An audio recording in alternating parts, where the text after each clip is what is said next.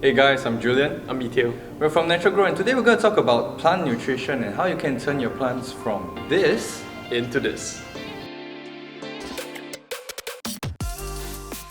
Okay, so before we talk about nutrition for your plants, we have to talk about, the basic requirement for your plants just to survive.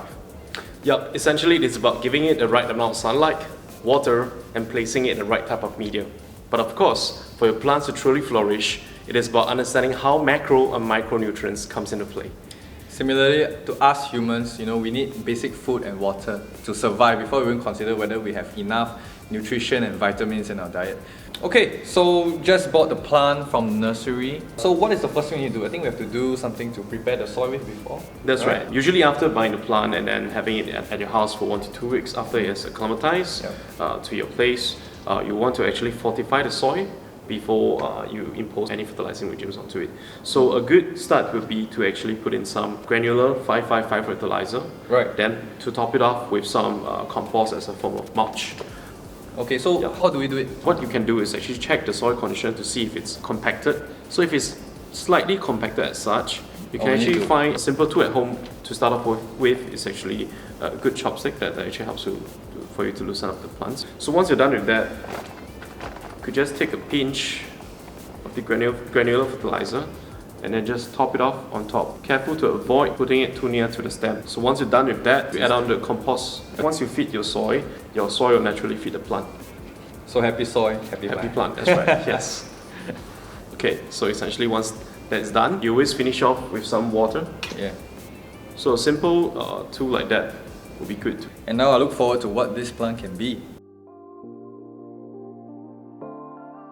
For macronutrients, I think it's divided into what is commonly known as N, P and K, right? To simply remember how NPK functions is, N, nitrogen, is for anything above the soil, which is your leaves and your stems and your shoots essentially, right? So for P, phosphorus, is for anything below, alright? So we're talking about your roots, your root development, and then lastly, for K, potassium, you'll be talking about the overall growth of the plant itself. So what are the kind of symptoms that our viewers at home can expect to see in their plants when there is a macronutrition deficiency? So you'll be looking at symptoms such as pale green leaves. So you get to compare a healthy looking leaf to something that's paler in comparison.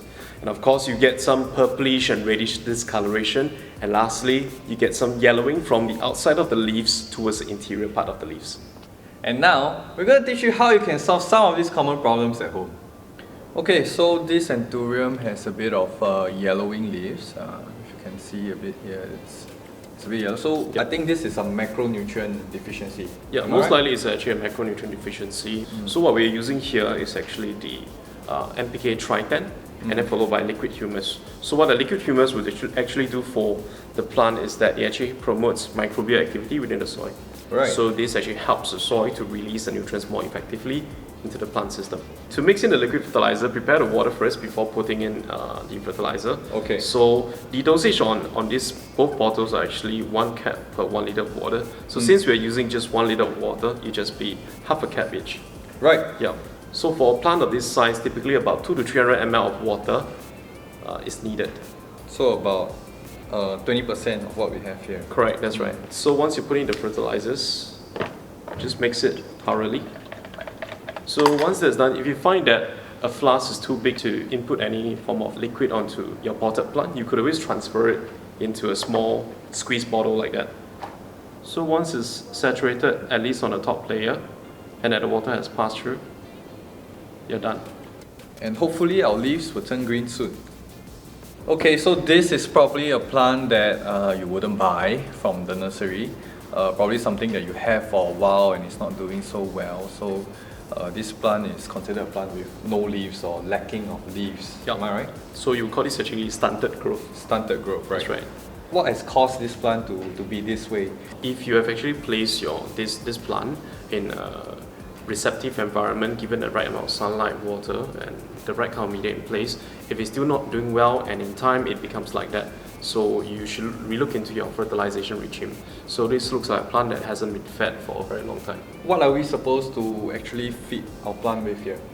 Okay, so for the standard growth, instead of using just tri-10, we can put this aside. To promote faster and more effective shoot growth and leaf growth, you actually use a mix of liquid kelp followed by rapid growth. Okay, so we have 1 liter of water here. The dosage is pretty much the same. It's actually 1 cap per 1 liter of water. So in this instance, this is the same. We're using 1 liter of water, so that means half a cap each from these two. Alright. And then half a cap of the liquid kelp. Then we have to give it a little mix. So if your plant has sufficient space, right, and so you do not need to actually transfer it over. Okay, so you can just pour directly That's from right. the flask. Cool, so on to the next segment. Okay, so that covers applying micronutrients to our plants, and I think that should more or less be it. Now you're actually forgetting about micronutrients. So micronutrients are actually minerals required by the plants in very minute quantities. So if overlooked, your plant wouldn't look as good. Yeah. On top of that, it could also impede on the plant's ability to flower and fruit. There are actually 7 key different micronutrients required by plants. However, we're not going to go through them today. But if you're interested to find out more, do watch the comprehensive MParks video on their Facebook about plant deficiencies, where they go through about the different compounds of micronutrients and how it applies to different kind of plant deficiencies. But for now, we're going to teach you how you can apply micronutrients into your houseplants. So this is an example of a healthy calathea. Yeah, that's right. Right, and I think it's possible for it to flower. Actually. Yes, you actually put in some level of micronutrients, but it also works hand in hand better with a good range of macronutrients that's tilting more towards the potassium part of the micronutrient. Right. So we're mixing this 3 in this cocktail. So it'd be a mix of Super K, CMB and rapid growth. So for the dosage, it's also 1 liter per 1 capful. But in this instance, since we're mixing 1 liter, we use just about a quarter of a cap. Then we give it a little mix again. So as mentioned, if your foliage is actually blocking the part of the soil, you can actually transfer your fertilizers into a smaller squeeze bottle as such.